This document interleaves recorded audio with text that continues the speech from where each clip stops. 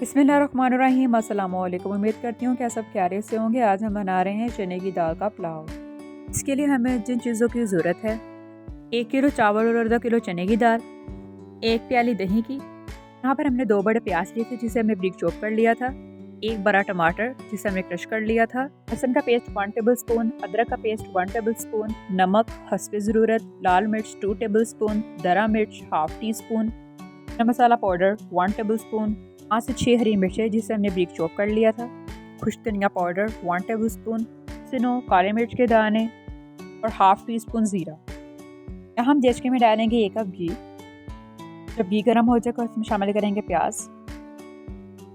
यहाँ हमारे प्याज लाइट ब्राउन हो चुके हैं। हम इसे दही में शामिल करेंगे। प्याज को दही के साथ अच्छी तरीके से मिक्स कर लेंगे। उसी घी में जिसमें हमने प्याज फ्राई किया था अदरक लहसुन का पेस्ट शामिल करेंगे।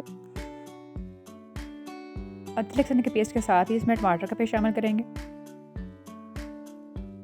मसाला जात में नमक, लाल मिर्च, खुश्क धनिया पाउडर, हरा मिर्च, गरम मसाला पाउडर, चॉप्ड हरी मिर्च शामिल करेंगे। मसाला में शामिल करेंगे प्याज वाला दही,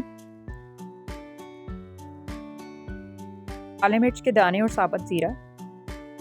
मसाले में बॉयल चने की दाल शामिल करेंगे। साथ ही 2 गिलास पानी के शामिल कर देंगे। पानी को जोश आने तक थोड़ी देर के लिए ढक देंगे। पानी को जोश आ चुका है। अब हम इसमें चावल शामिल करेंगे और अच्छे तरीके से मिक्स कर देंगे। चावलों के पानी को अच्छी तरीके से खुश्क कर लेंगे। चावलों की रंगत को खूबसूरत बनाने के लिए इसके ऊपर येलो कलर शामिल करेंगे। लो फ्लेम पे 15 मिनट का दम लगा देंगे। बिस्मिल्लाहिर्रहमानिर्रहीम। फ़बियही अलाई रब्बिकुमा तुकज़्ज़िबान।